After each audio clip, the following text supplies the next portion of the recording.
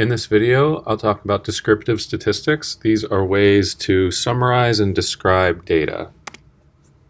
So let's just start with an example. Here are some values of the number of minutes that it took students to complete exam 1 in a prior semester. So what are some ways we can summarize or describe the data? So we're going to talk about some ways in this video. Some that might already come to mind are the average, so like the mean, maybe the median, the mode. We could try and graph this data. We could say what the smallest number is, 35. We could say what the biggest number is, 58.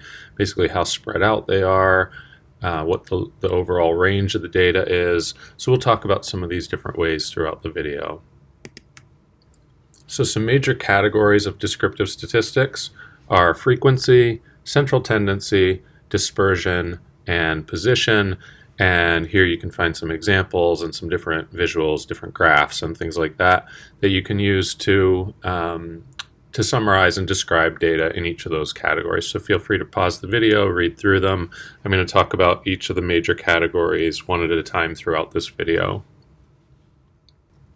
So let's start with frequency. Frequency is useful when data are categorical, such as nominal or ordinal variables.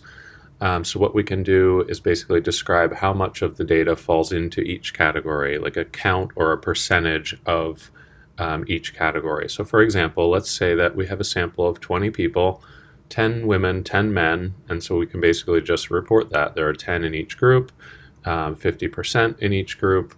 And then let's say that we also ask these people a question about their attitude towards something. Let's say that these are college students and we ask them, how interested are you in attending an academic conference?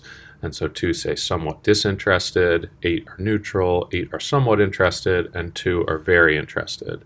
So the percentages for those would be 10, 40, 40, and 10, as you can see in the table.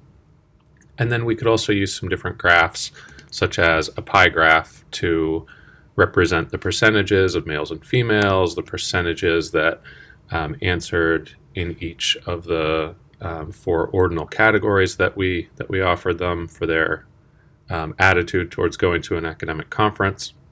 We could also use a bar graph just to show the counts of those answers as well. So 2, 8, 8, and 2. Frequency may also be useful to use when you have continuous data like interval or ratio variables, when you can sort of make categories of those values, like in the histogram you see here. And this is going back to the data I showed initially from exam 1 in a previous semester. So the fastest student to finish the exam finished in 35 minutes. The student that took the longest took 58 minutes. And so basically we can create little categories, as you see on the lower axis of the graph, 35 to 36, 37 to 38, so just 2-minute basically ranges. And basically what we're doing is we're saying, okay, well there's a 35 and a 36, so in that category there were 2 students, so the frequency is 2. In the next category, which is 37 to 38, we only had 137, so that's a 1. Here we have the most frequently occurring category, 39 to 40 minutes, because there were 1, 2, 3, 4, 5 students who finished in 39 minutes, no one who finished in 40 minutes.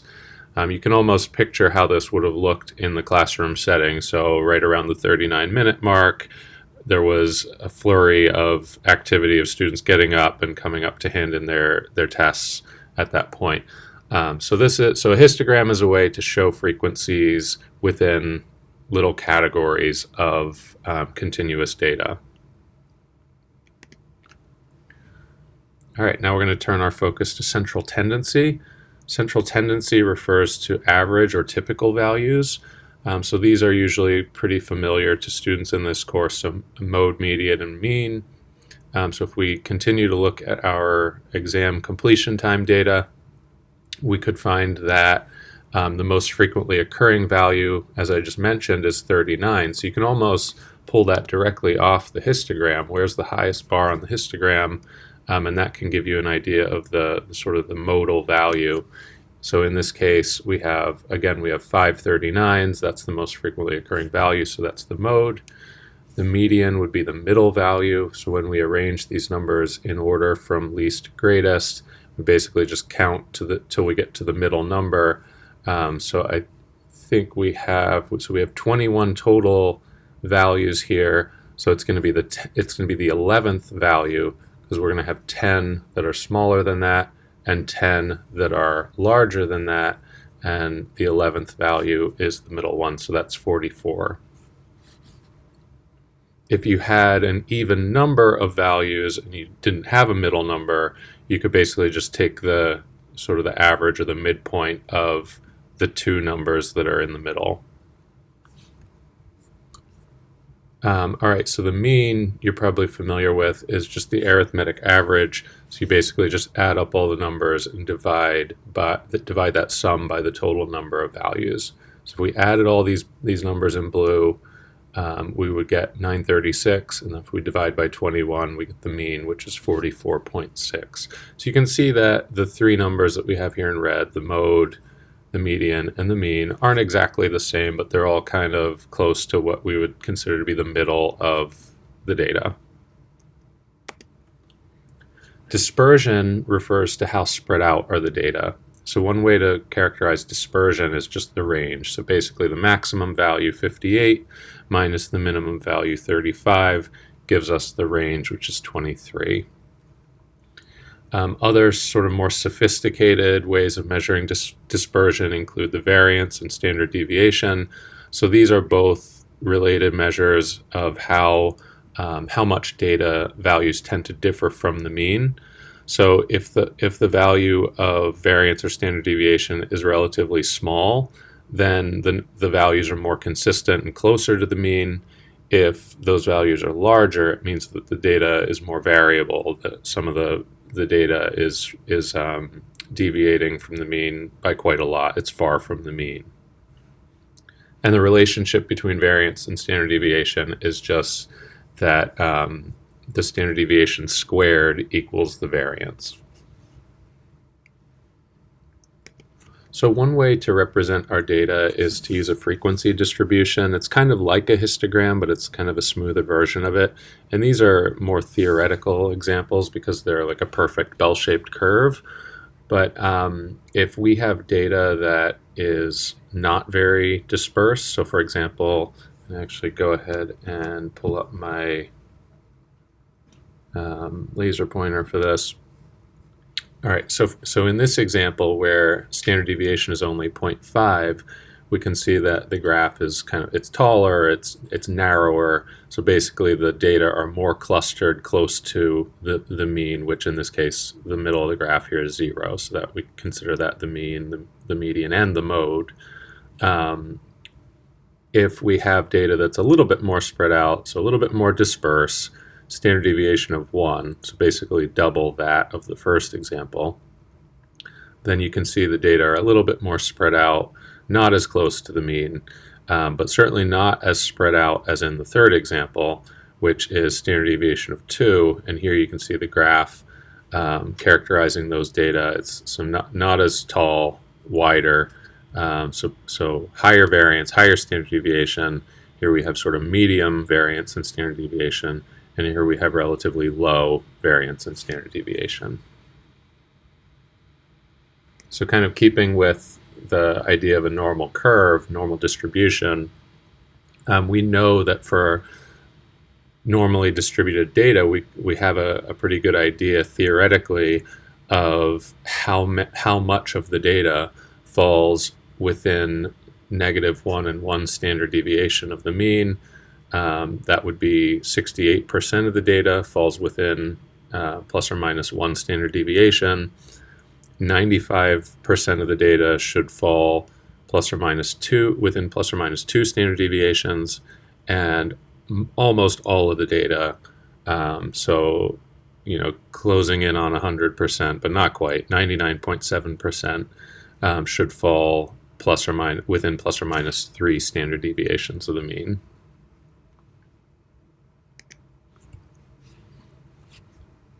Position refers to how much of the data falls below a certain value. So for example, the 93rd percentile means that from that point, 93% of the data falls below that value.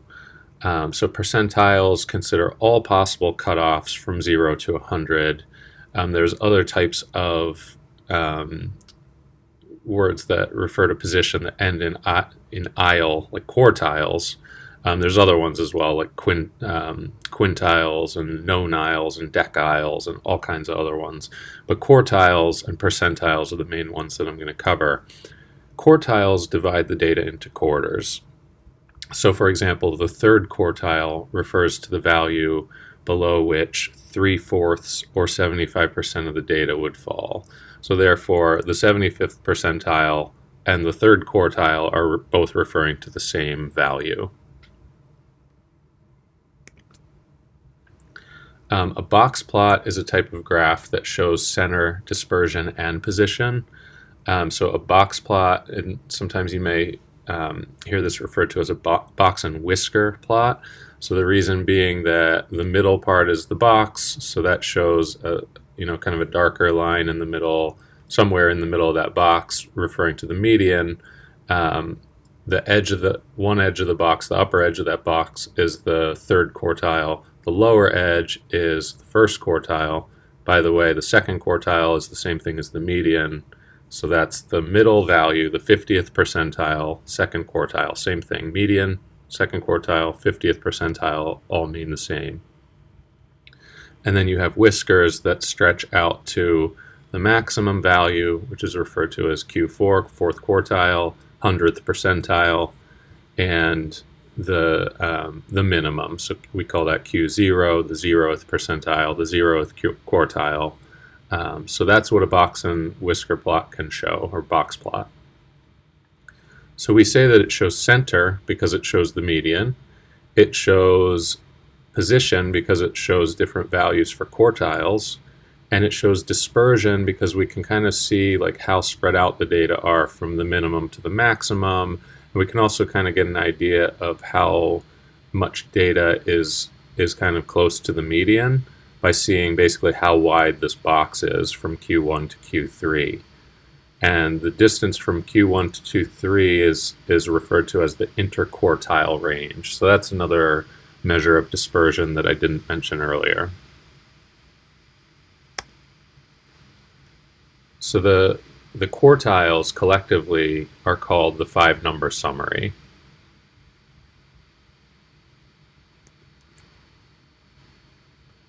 All right, so for the rest of the video, I'll just talk about some different distribution shapes and some terminology I'd like you to know about distributions. So different variables, when the data values are graphed, show different distribution shapes. So some important characteristics that we'll talk about are how many modes are there represented by the distribution, and is the distribution symmetric or skewed? So let's talk about number of modes first. So we just have a regular old bell-shaped curve. We have one mode, basically the highest point of that curve, and that is called unimodal. If we have something that looks like this, where we basically have two peaks in the distribution, each of those is a different mode, and that would be considered to be bimodal. And then any more than two we'll just consider to be multimodal. So 3 or more modes, 3 or more peaks in the distribution would be considered to be multimodal.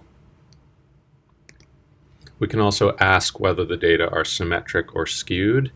And so again, starting with sort of just a regular old bell-shaped curve, that would be symmetric. The high point is right in the middle. The left-hand side of the graph looks the same as the right-hand side of the graph, more or less. And therefore the mean, median, and mode are all at the same point where the red line is. So the red line in this slide is showing the mean, but it just happens that for a symmetric distribution, the mean, median, and mode are all going to be at the same point. If data are positively skewed, and sometimes this is called right skewed, where you have some outliers towards the right end of the graph, but most of the data is towards the lower end of the graph, the left side of the graph. So what this is showing is the mean is going to be skewed to the right. It's going to be pulled to the right of the mode. And so the mode is here, The median is going to be somewhere in between, and then the mode is going to be, the mean is going to be pulled over to the right. If you have negatively skewed data, it's basically just the opposite of what I just said for positively skewed. So the outliers are towards the lower end of the graph, most of the data is towards the upper end of the graph, and the mode is here. The mean is pulled to the left, skewed to the left, so the mean is less than the median, which is less than the mode. And that is it for descriptive statistics. Next time we'll talk about inferential statistics. Thanks for your attention.